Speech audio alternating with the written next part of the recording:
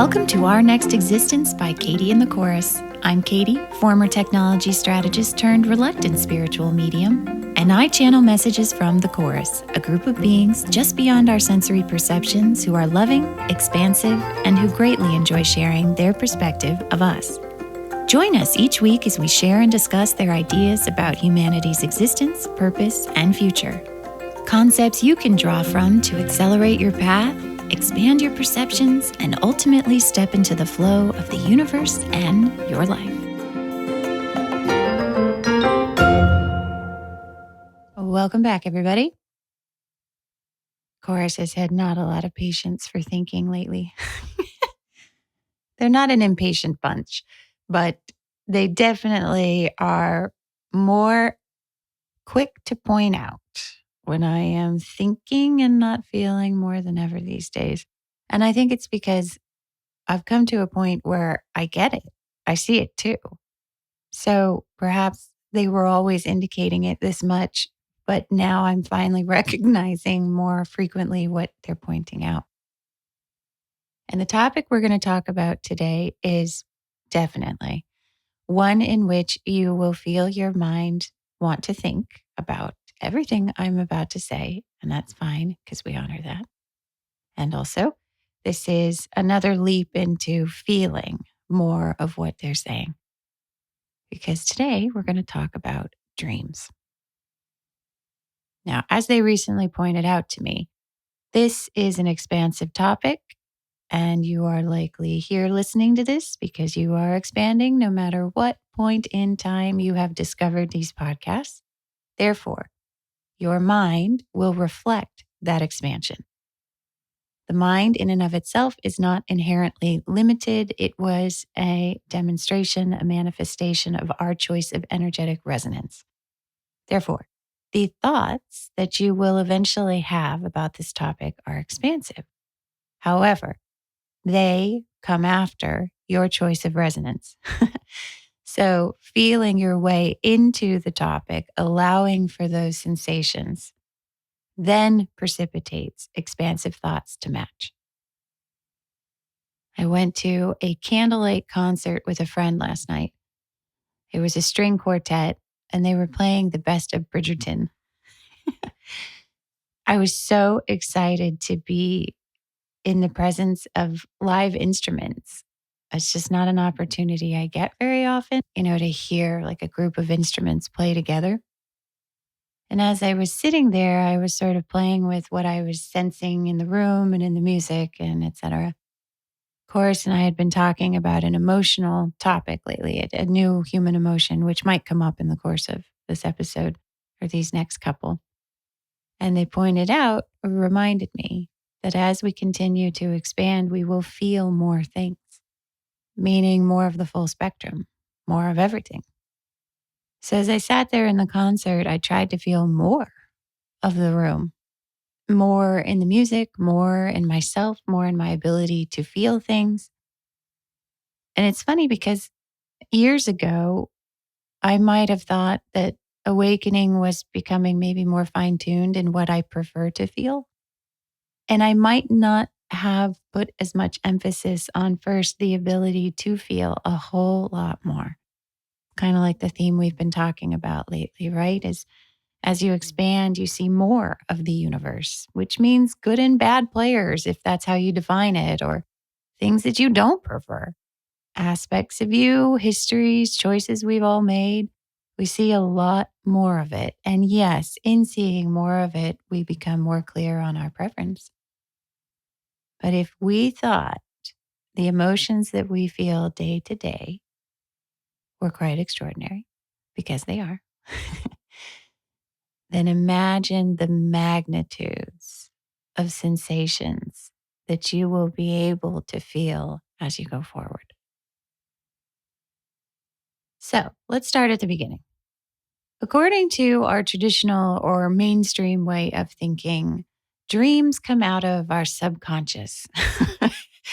It's just like the back alley of the brain. I mean, it's more complicated than that. And I don't mean to offend anyone who has spent their years studying the mysteries of the human brain.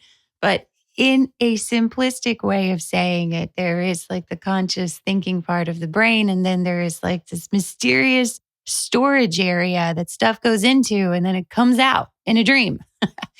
And this is a valid perspective in a place where the mind was basically the entire construct of what a human person would be. It was their identity, it was their way of interacting with the world, it was everything. And perhaps there was only so much you could bring up to the front of the shop at any given moment. And so in dreams, as the brain quote unquote processes things, when we wake up, we recall things that are somewhere in our subconscious being processed. Now, I'm chuckling because this is a great example of how we limited our view of the universe yet again.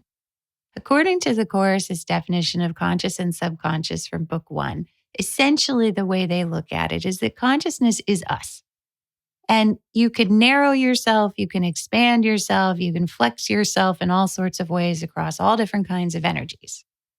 And the unconscious or subconscious to them is simply everything outside of what we've chosen to flex ourselves across.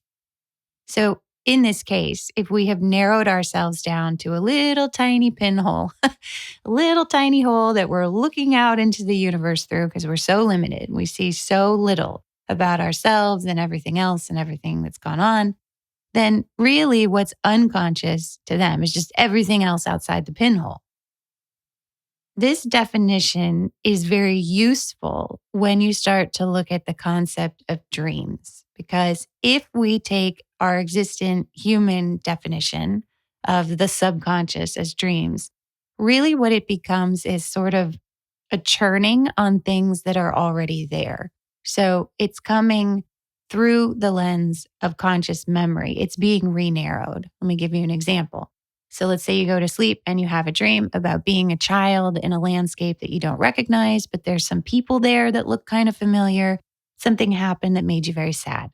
When you wake up, if you translate that through the lens of that conscious perspective, that pinhole, you narrow back all of that information to fit into your existent life, your existent perspective. So you say, oh, that must have been some sort of memory from when I was a kid in this life with those people that I know in this life. And I must be sad because I watched that movie last night in this life. And so my subconscious is working through and processing the things that I have been living or remembering in this life. So you see how you looked out through the pinhole into the universe, brought back some pieces of information. And then as you contemplate the dream through that understanding of the subconscious, you relimit that information and cram it to fit into your existent conscious perspective, which is pretty great if what you wanted to do was to be limited. So that definition and that way that we looked at dreams makes a lot of sense because we were coming from that perspective and from that resonance of wanting to remain limited. And as we all know, for great periods of time for all of us and for some still, they don't remember dreams at all. They wake up as if, it's a blank slate. There was nothing that happened last night. This is an even more limited version of that information because you can't recall any of that information. This is not unlike what happens when we blink out, have missing time, go into shock or catatonia, like we talked about in the last 2 episodes. Failure to remember dreams is really success in limitation. Now, before some of you who can't remember dreams start to feel really bad about yourself, the point is that information will be brought through in the next most relevant, next most expansive ways for all of us as we expand. You can be a perfectly expanding human and not remember your dreams. It is not a checklist. It's not like all expansive people do these things, and if you don't make the cut, you must not be expanding. It's not like that. Paths through awakening are as unique as each of us are unique. And won't we all be thrilled to discover one day someone who expanded in all sorts of amazing ways without recalling a single dream until whatever, they launched themselves right into the fabric of the universe itself. It's not a singular path and it's not a series of things that we all do. Though there are often commonalities at this juncture because our reality had been so limited that there's only really so many manifestations that we can have. So dreams is kind of like a giant bucket for all of us right now. And we think that bucket is full of the same things, when in reality or in actuality, or depending on how you look at it, that bucket of dreams is full of many different kinds of information and types of ways of viewing more of the universe beyond the pinhole. So now before we activate our brains, because didn't our brains just go, what are they? Because our minds love to make categories and labels and lists and give us the complete database. So you could feel your brain sort of be like, what are all the different kinds of dreams? And how does that work? And that's a valid perspective coming from where we came from, where that was how we learned, that was how we survived, and that was how we achieved mastery as best as we understood it. So we're going to honor that, but we're going to maybe put it on hold for just a second. And we're going to continue to energetically expand into this topic. And then we'll see as we go over these next few episodes if the types of journeying start to make a lot of sense from that vaster perspective. So in my version of awakening, as I have done this, I have always been a pretty vivid dreamer since I was a child, but it has definitely increased as I've gone through this process, and definitely since I met the chorus and had all of that stuff start to happen. Over the years, as I think I have described, there are different qualities to my dreams.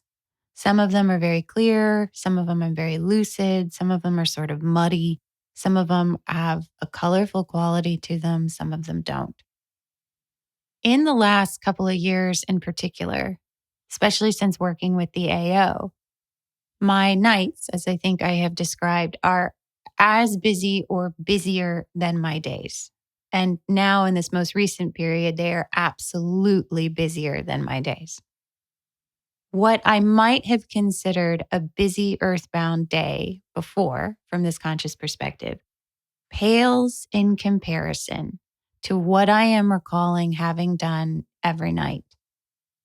My dreams range from being in different places and traveling and talking to people to types of unpleasant situations that I think may be attacks that are happening in the room, that there is some sort of reflection of in my dream perspective. I have conversations with people that I'm pretty sure are in my real house in this world, but on a slightly different frequency. So that if I woke up, I would not see them on the wavelengths of visible light, but somehow I can in the dream world. And most recently, I would say, I don't know, over the last handful of months, my ability for recall from those places is increasing exponentially. In the beginning, I had a very difficult time reading letters in the dream space. I could tell that I was looking at something, looking at a sign or a book or what have you, but it was very hard to recall the letters. I remember reading somewhere about, it's a dream if you can't read the letters. And it was meant to be a trigger to help bring you to lucidity. And I remember trying that years ago. So to me, something being illegible in a dream seemed to be a defined characteristic of a dream. However, in the last few months, I can read and remember all sorts of things from the dreams. So, for example, last night in a dream, I picked up a shirt. It was a shirt that you would get for running in a race, which is interesting because I used to be a runner, but I'm not really anymore. But in the dream, I still was. And I was packing a suitcase and talking to someone, and I pick up a shirt, and I'm sort of simultaneously in both perspectives. I pick up the shirt, and from this perspective, this Katie perspective, I sort of think to myself, when did I get this running shirt? And then from that dream perspective, I'm still holding the conversation, and I pick up the shirt and I read it. When I wake up here in this reality, I remember what the shirt said. It said the Bridget Key Run. I look on Google Maps and there is no Bridget Key. I cannot find a Bridget key anywhere. However, there are other times where I have dreamed of places and of names and have repeated the name to myself as I awoke. And the name of that place actually guided me towards different trips that I've taken with the AO. So sometimes there is a corollary in our reality here, and sometimes there isn't. Sometimes there is a corollary here in our reality, but it's slightly different. So, to give you an example, I don't know, a few weeks ago, I was looking at a bestseller list in the dream, and the bestseller list was broken into different categories. So each category had like the top 4 books listed. I don't remember what category I was looking at. I can't see the title, but I can see the top 4 book titles. One of the book titles was called Our Bible. And I think number 3 or the number 4 slot was called Spiritual Warfare. So when I woke up, I went on Amazon and looked at the book titles. There were many different versions of titles that had Bible in it, but the 2 that were clearly called Our Bible were both older manuscripts. The first one is from, and I ordered it. I ordered them both, so I'm looking at them right now. The first one, Our Bible, its origin, character, and value, was published in 1917. The other one, which didn't quite feel like the Our Bible that I saw in the dream, but it had the same title, so I thought, why not? It was published in 1903. And this one is Our Bible and the Ancient Manuscripts, which is really a cool book because he has photocopies and pictures in here of some of the ancient manuscript that he's reviewing. So anyways, you may not need the title of those books because I ordered them and I started to read them. And as I was reading them, I felt in me that this book was not that book from the dream. So I asked the chorus about it. I said, this isn't that one. And they said, correct. And I said, but why isn't it? Why would I have the same book title from here about 100 years ago, but it's not that one? And they said, slightly different context, slightly different beliefs. So what they were starting to point out was that there are differences between these dreamscapes, dream realities, other parts of the universe that we go into and what is happening here, even if there are certain points of connection. I remember another time I was up near the Arctic Circle in a place called Svalbard, and I could see the way that it was spelled. When I woke up, I looked up that there is a Svalbard here in our reality, but it's spelled differently. And I was pretty frustrated that it is spelled differently here for some reason, an emotion that I can't really explain. I also remembered from that dream that we were doing a ceremony.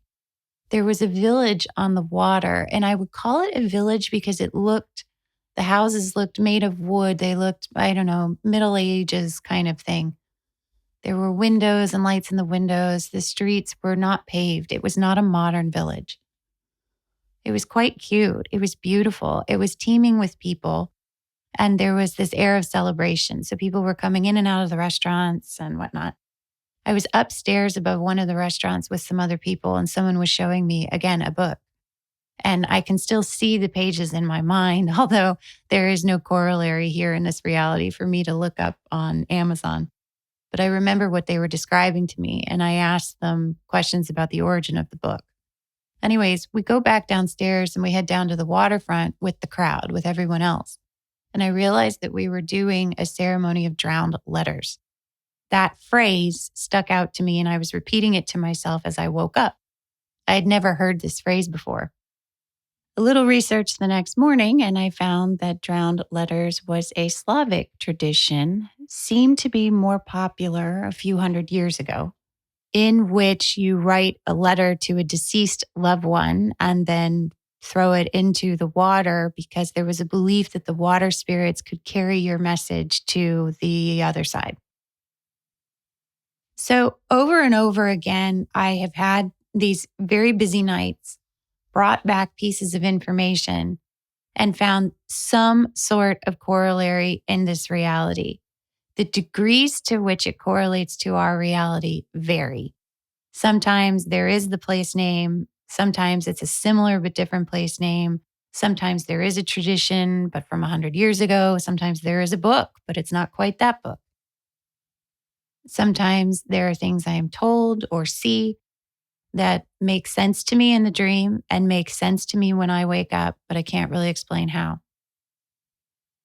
As these details have begun to pile up and pile up and pile up and pile up, the chorus suggested repeatedly that I look to the themes of the dreams, that there were things that I was pulling back in that were thematically more educational, let's say, than remembering these details of place names or book titles or information or the way a street looked or a mountain looked or things like that. I tried. And in some ways, I understood what they were saying. It did seem a little dizzying to spend the first couple hours sometimes of my day trying to just piece myself back together here with all of this new information and trying to integrate it all. It was hard. And so lifting myself up to the thematic place seemed like a good idea. But I also didn't know how to do that. I didn't exactly know what they were suggesting in a practical human way. So I did my best to start looking at, okay, thematically, what's happening? Well, I'm married often still in a lot of these other dreams, or I was years ago.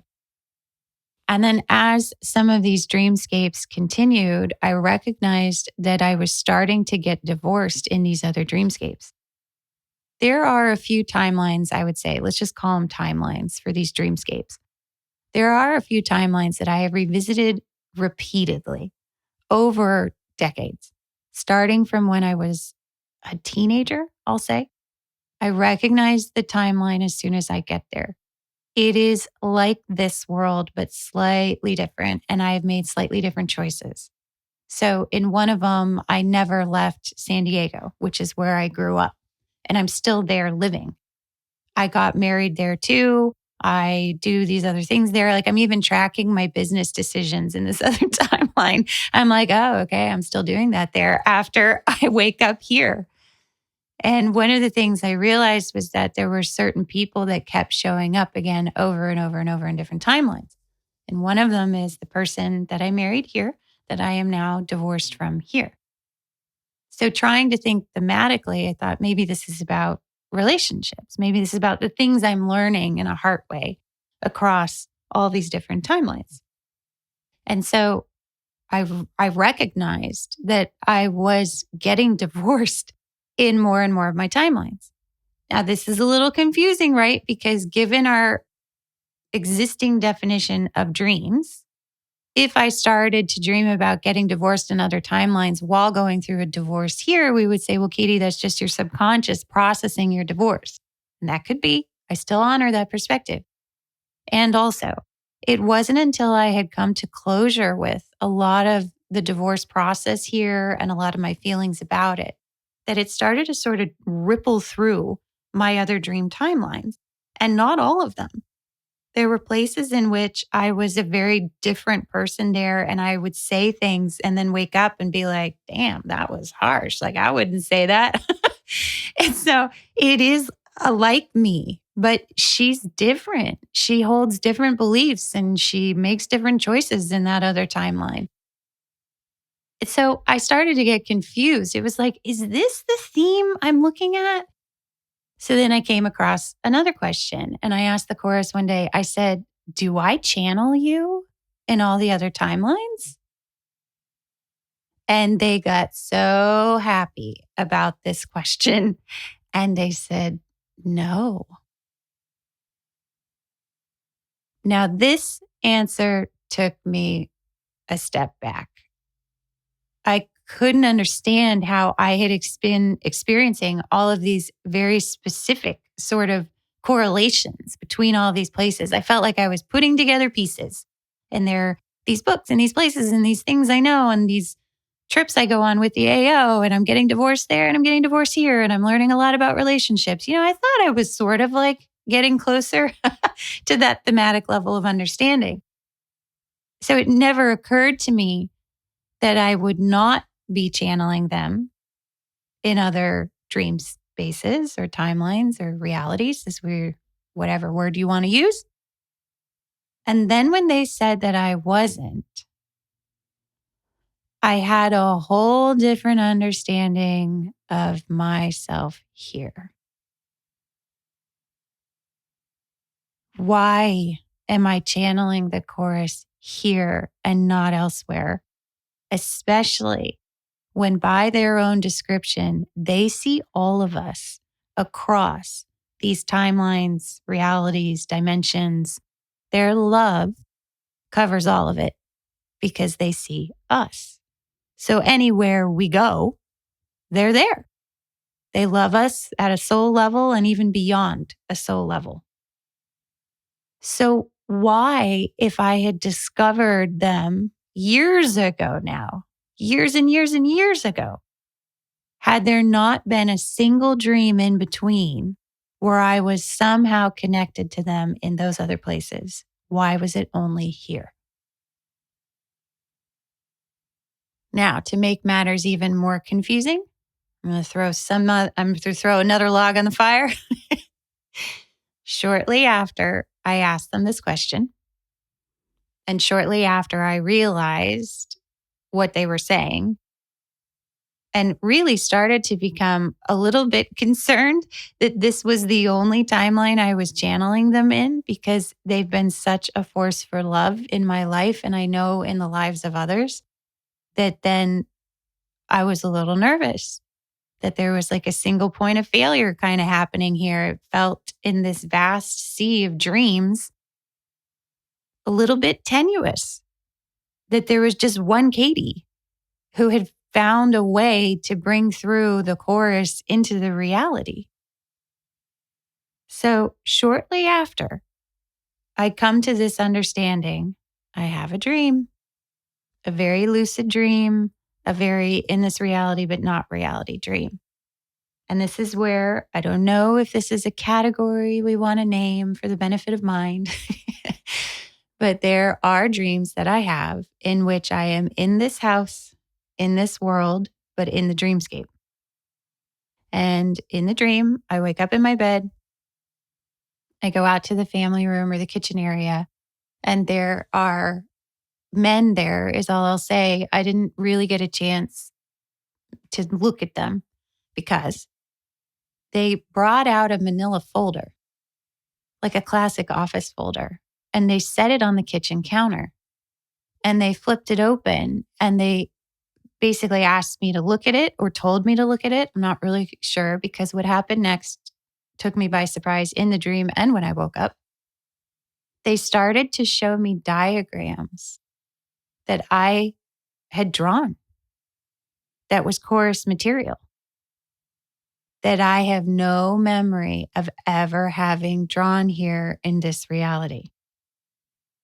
And in the dream, I am both understanding of who they are and the questions that they're asking me about the diagrams. And in the dream, I'm also half waking up, half lucid. And I'm telling them, I'm recognizing you. I know who you are. And I'm thinking to myself, I've never done this.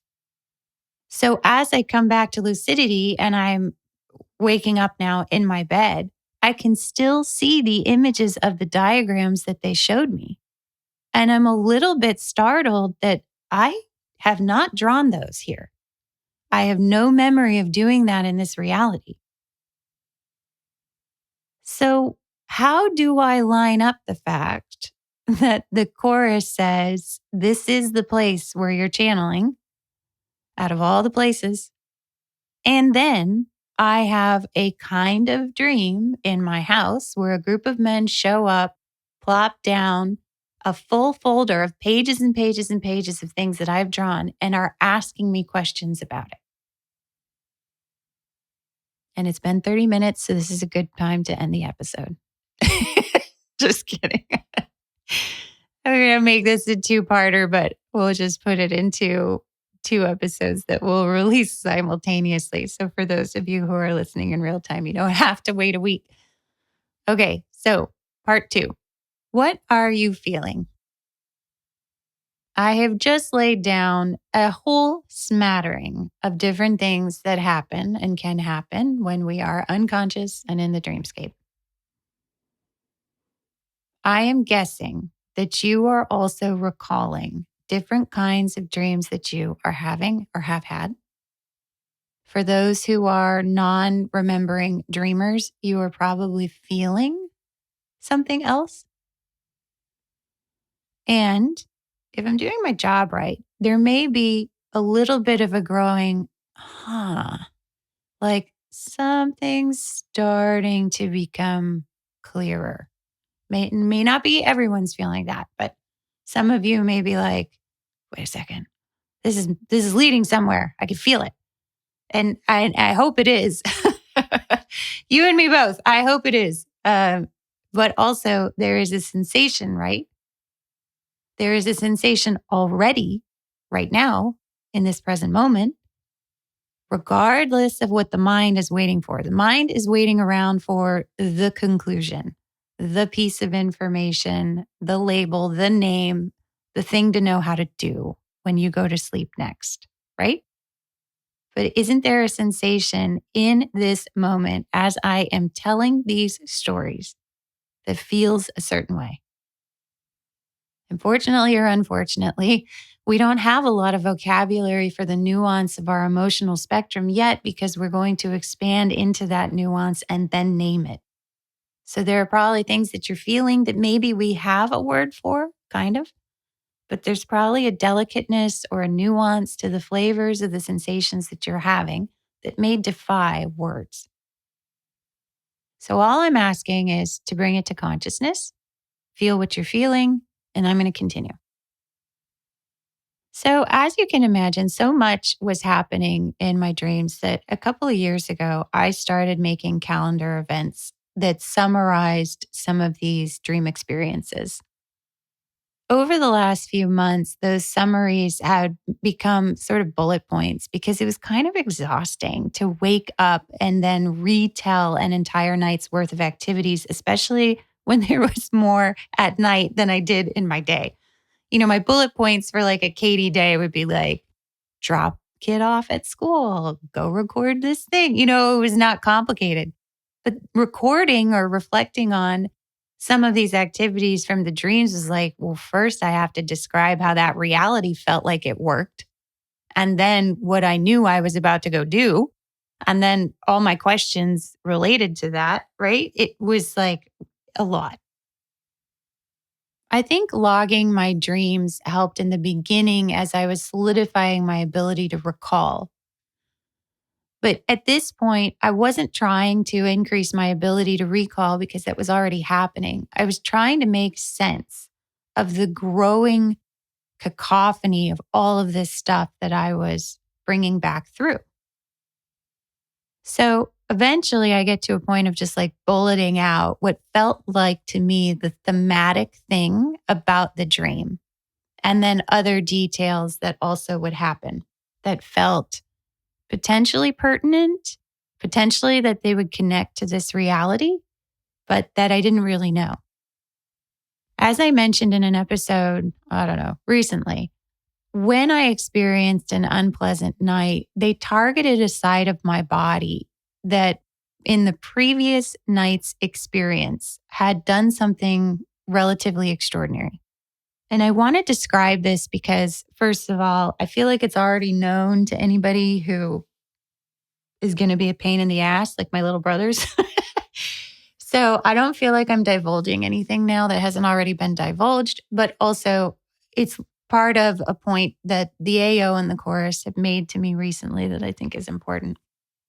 So through all of these dream experiences, something that I recognized that was happening was that the physical sensations as I rewoke into this reality were evolving. At first, you're sort of just like waking up in your bed. And then you're feeling frigging exhausted, like you've been hit by a bus, dragged through the mud, summited a 14,000-foot mountain, I would wake up as if I had literally been doing things all night. The chorus told me that this was a period of acclimation for the mind and the body in this new resonance. Meaning, if you expand in your ability to see the universe, and we might call some of that ability remembering dreams, and you bring it back through to this perspective, and this perspective is expanding in that way, there's a recalibration period or process where your beliefs are then evolving in your ability to do that and to still live your life here. So at first, it comes through the existing belief set where if you did stuff all night, you would be tired here. That's the starting point, right? Because we have beliefs here about energy expenditure over periods of time and the need for rest. And if you just violated the belief about rest, there is an effect in our experience here in this reality. Doesn't mean that it always has to be there, as I began to discover. So I went through this process of, oh my God, I can't even move my body. How do I get out of bed? I drag myself to the couch, sit in the morning sun, and try and bring myself back into this body. As I continued to go through this process, that part of it accelerated. And what I realized was I was becoming more conscious, more lucid, further into the dreamscape itself. So let me explain why that's an acceleration and not a distance thing, although they are corollary and you could look at it either way. So in your head, draw an imaginary line. And on one side of the line is you awake in this reality. And on the other side of the line is dreaming. And, some people would say it only happens during REM or whatever, however you want to label the one on the dreaming unconscious part of the line. Okay. So previously, when you cross the line and you come back over into your waking reality, you sort of come back into your body. And then that's how you sort of wake up and start the day. You could say that what happens is you filled your bucket on the dream side of the line and bring it back over with you and then look through the bucket when you are remembering dreams. That is a perfectly valid perspective where the locus or the focus of power in that situation is this conscious perspective. And so all things that are material happen here. So the dream remembering happens on this side of the line, right? This is why we say, I woke up and I remembered my dreams. Okay. Another equally valid way of looking at it is that you are able to recall those dreams because you have formed an energetic connection with those wavelengths, which persists when you wake up here because you are expanding from this point of consciousness. Meaning your little line that divides the dreamland and the waking world here moves left or right, wherever your line and your categories are, moves deeper into the dream world. You have expanded. And therefore, when you come back into this perspective, you are maintaining that expansion and that connection to those wavelengths. And maybe, sure, you're processing it through the beliefs of this conscious perspective, but it is because you are now able to access those frequencies still from this perspective. Okay, so as I have gone through this process, my line has moved deeper and deeper and deeper and deeper into the dream world. Or you could make it a circle. And you could say that the circle around my consciousness in this perspective is moving outward, outward, outward, outward, outward. So when I wake up in this body, I am still connected to those other frequencies. You could say the same thing is happening here when I am awake and channeling. I am making an energetic connection between this conscious perspective and other wavelengths. It's not like I go chat with the chorus and bring back my bucket of memory. It is an open connection energetically in which I am actively bringing through their perspective. The same way when you wake up in the morning and are having your coffee, you are actively bringing through your connection to those wavelengths. It's still there. Now, why is this, or could this be considered an acceleration? So think of yourself as resonating, right, with this reality, with these frequencies of the five senses. As we've talked about many times over these seasons, there is a view that we slow down our resonance. We vibrate very slowly, which is why the chorus uses the example of billions of times per second. And I know other enlightened people do too. When they talk about the speed of the universe, they say, hey, it's a lot faster out there. But you guys slowed it down, and now it takes you like 10 years to get your dream car. So if you looked at your conscious circle as expanding, and now you are taking in more of these frequencies, my question would be, is the speed of resonance of those other frequencies the same as the starting point here in the five senses? You can look at this any number of ways. I'm just trying to make a point in order to make another point after this. So one way of looking at it is that you are starting to resonate more rapidly because you are expanding into other frequencies where that resonance is more rapid. And since you are sitting there having your coffee, still recalling these dreams, meaning energetically connected in that moment to those frequencies, there is a part of you that is resonating more rapidly than what this reality alone requires. Okay, now, part 3. Just kidding. I don't know how many parts this should be. I'm just going to keep talking, and I hope you guys are okay with it. So, remember a few weeks ago when I drew a model of the soul? And one point we made, or one suggestion that was made, is that a way of looking at the veil of death is that it's not a wall out there. It's actually a veil that we each wear, that we are resonant in the universe. And our loved ones are kind of like all around us doing their stuff, but we don't see them because we're wearing the veil. This type of example that we're using of expanding your circle outward and remembering more of your dreams is a way of passing through the veil of this reality. So, how does this connect to the idea of a matrixed reality? I hear a lot of talk, especially now, about this world is an illusion. There is a matrix. And if you look at it through a microscope, and if you look at it through the divine numbers and ratios, and if you look at it through, who knows, looking glass technology or whatever, there are pieces of our reality that look fabricated.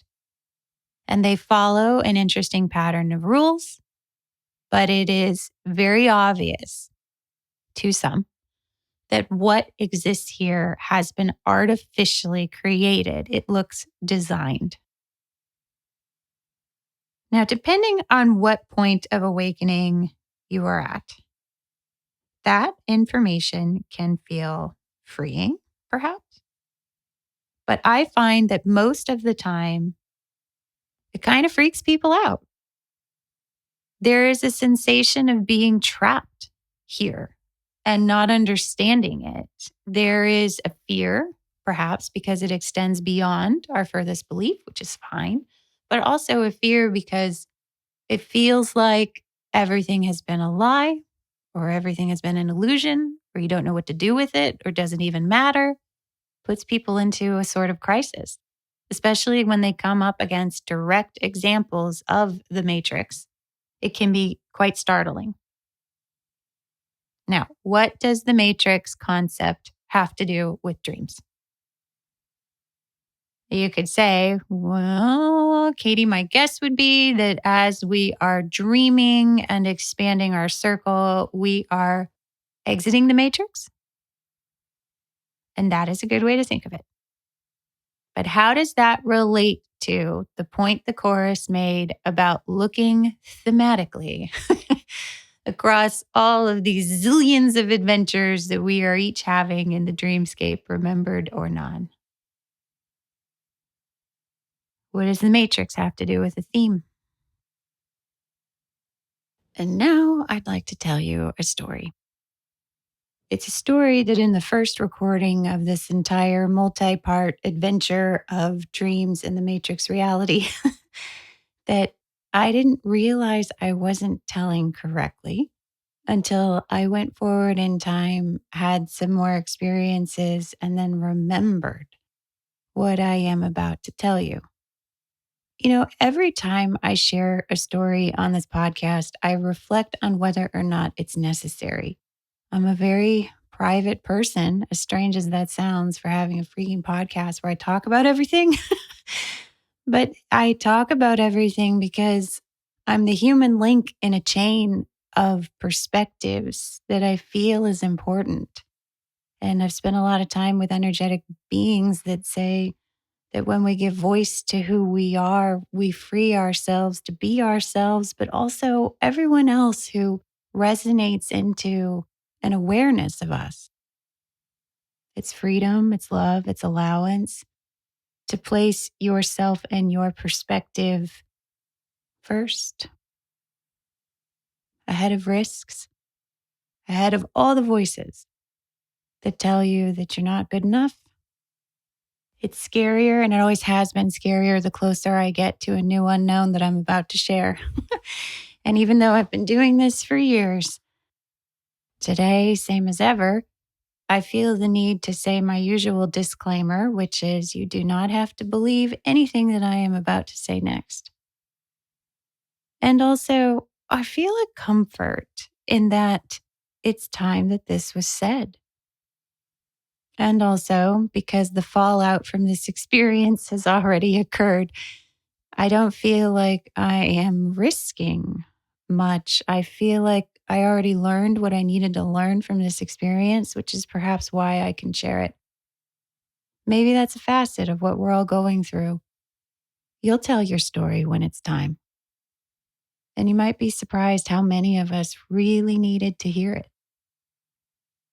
So, remember a couple episodes ago, I think a few episodes ago, when I told a story about having a dream where I started to become lucid and I was standing in something that looked like the US Southwest, looking at a range of mountains.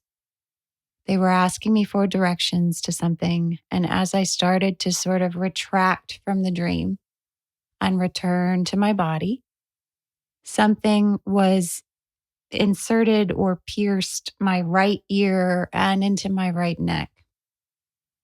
I suggested in that episode that it was no coincidence that that part of my body was targeted, and now I would like to describe to you why I believe that is.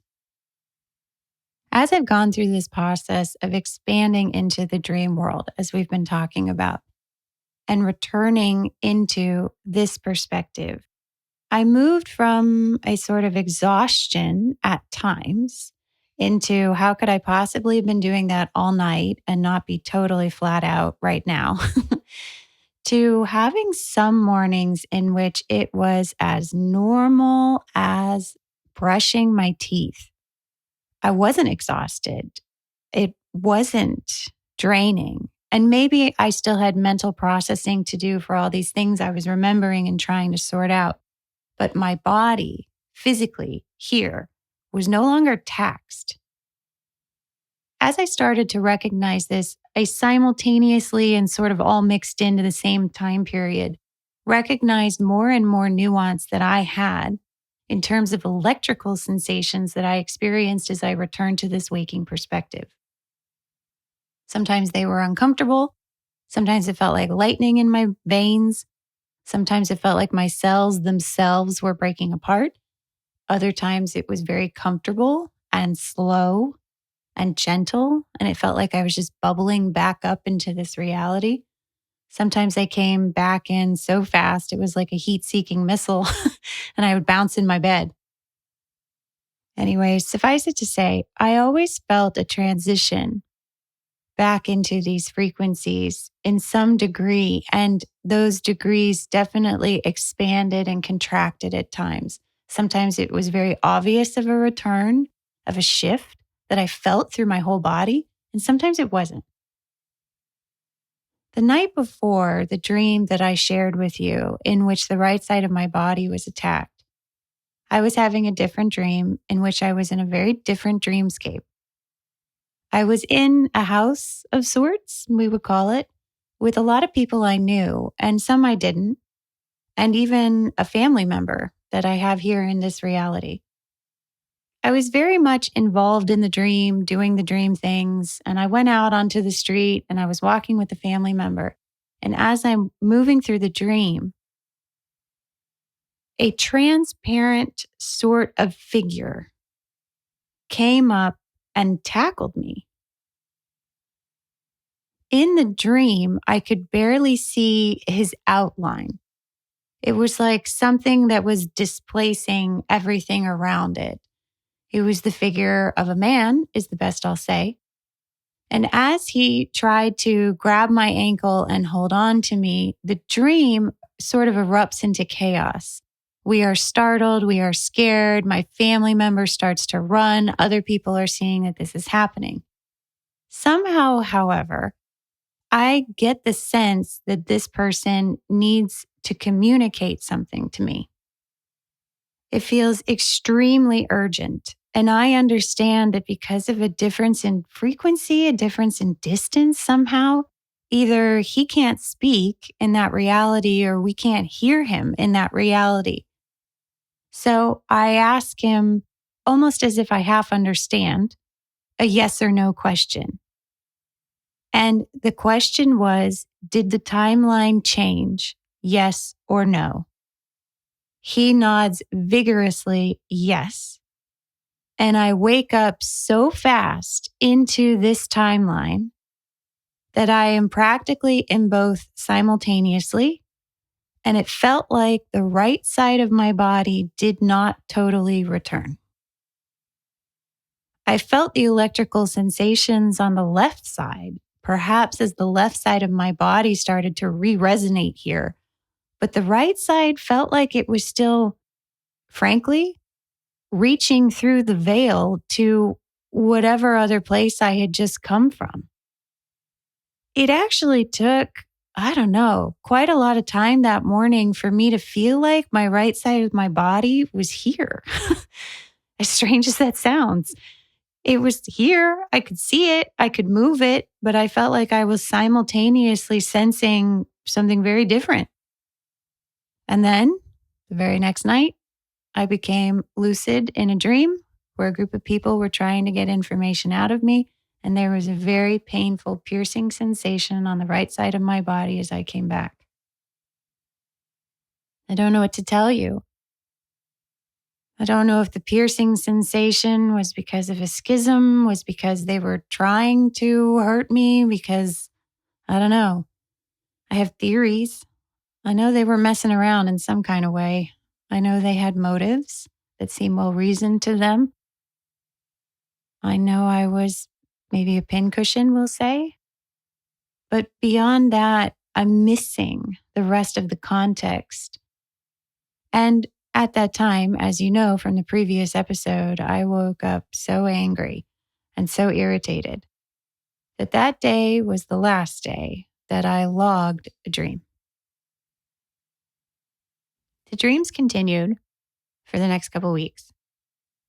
And just recently, I woke up from another very, very, very busy night, dragged myself out to the couch on the chorus's suggestion, and I sat down. And I was surprised to find the AO there waiting for me.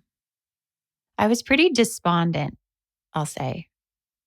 I had all sorts of visions of the previous night and people who were there and words I'd read. And I said to the AO, I said, what's the point? Like, I'm tired of writing these things down and remembering these things and looking them up and trying to put together these pieces. And it feels pointless. Is it ever really going to change or impact anything in this reality? Anything for me? And they were very stalwart, I want to say. They were standing beside me as solid as they ever are. The AO has this incredible force of determination.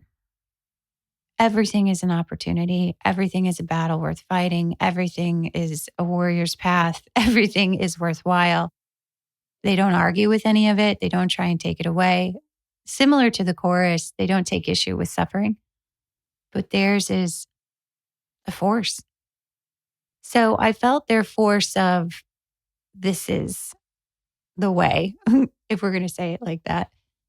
And then they said in their eloquent, nature referring kind of way, which I wish I could remember all the words right now, but I can't exactly.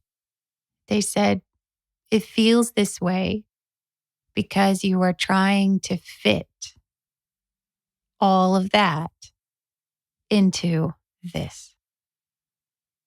And when they said this, they indicated my personality here, my identity here. Katie, who channels the chorus here, who is awakening, who has a podcast, who tries to talk to people about this stuff, et cetera, et cetera. And I realized with a sharp exhale, oh, they're right. I didn't even realize I was trying so hard to make it make sense here until they pointed out the abundance of places elsewhere. They suggested that my identity would need to expand to fit those things. An identity does not expand by first getting a list of my personality and all of those other places and then putting them together. Identity expands by showing up, by being present in those places, by allowing for the decisions that I make in those other timelines or realities or dimensions, to acknowledge the validity of those things and to allow them to become part of me in an expansive way that goes way beyond anything I have understood myself to be in one reality alone. It's more, much more. I could sit around and say, why did I get divorced here and not there? Or I could allow for the multiplicity of perspectives of these different choices and what they are telling me about the entirety of this whole situation and who I am in more than just a single reality. The chorus chimed in at this point, and they suggested something similar, that our souls have expressed themselves through this experience in ways that are still who we are at the soul level, but that is much vaster and much, much greater than the way we understood a self to be in a single version of reality. And then the AO pointed to the beauty outside my window. They pointed to the rising sun. They pointed to the trees. They pointed to all the natural beauty. And they said, this is real, which surprised me because I didn't really recognize that I was asking what the fuck is real until they answered. They indicated the beauty of the natural world and they said, this is real. This is here. And then I recognized my own concern over the concept of the matrix. Were dreams in the matrix? Were dreams out of the matrix? How did it all work? And they suggested that the veil could be looked at as a way that we viewed our personalities. So limited, so disconnected from the vaster souls that we are. We only see ourselves in a certain way. We make a similar pattern of decisions across our entire lifetimes. That the revolution that we seek is in receiving information from the vaster parts of what we are and expressing that everywhere. The matrix is those patterns, unconscious to us for a really freaking long time. The matrix is the limited way that we are allowed ourselves to be ourselves. When we spot its patterns, it's not because the entire universe is made of that fabrication. It's because we are starting to see the inside of our own blindfolds. And the AO very lovingly suggested that something that sits beyond the blindfold is that natural world. The portals of beauty that we spoke about this season are our beginning connection to everything and all wavelengths that lie beyond the self-imposed restrictions that we chose for the experience of limitation. The night sky, the waters, the wind. There is so much more beyond those things. And I know that this matrix, this reality, is banging the drum to keep our attention. More issues, more problems, more conflicts, more of the same patterns that kept us imprisoned. If you look at it thematically, if you feel the difference between these sorts of wavelengths, that expansiveness of being electric and moving anywhere in the universe that you want, and the compact compression of another doomsday scenario, another experience of powerlessness, another experience of being deceived or betrayed. These are the felt sensations of difference between the matrix and what lies beyond it. Your heart knows. It's so simple. And yet not. For what we created was a galactic-sized complex of belief systems that would keep us imposed upon ourselves. That our seemingly destructive natures would not be released back out to the universe, for we would not see the universe. But our hearts are still connected to that loving place, that infinite place where there are no mistakes, including us. It sees the beauty in the world around us and recognizes the path home. You are electric. You are expansive. You are all the personalities that you are coming to remember, and each one is distinct and extraordinary for the reality in which it was expressed. And by allowing for each of them to be whatever they are there and whatever you are here, you will begin to see and to feel the sum total of the expansiveness of your soul.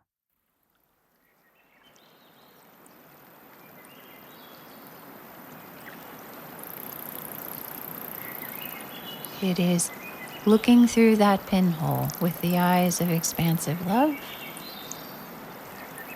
and finding that the expansive love comes right through the pinhole and blows away any barriers between us and the rest of creation.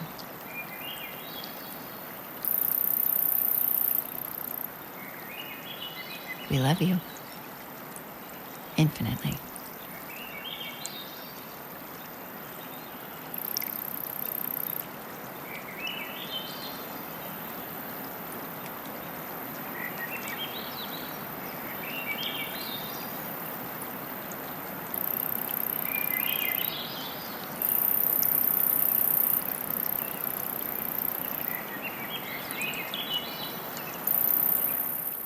Thanks so much for listening. We hope you found these messages to be helpful.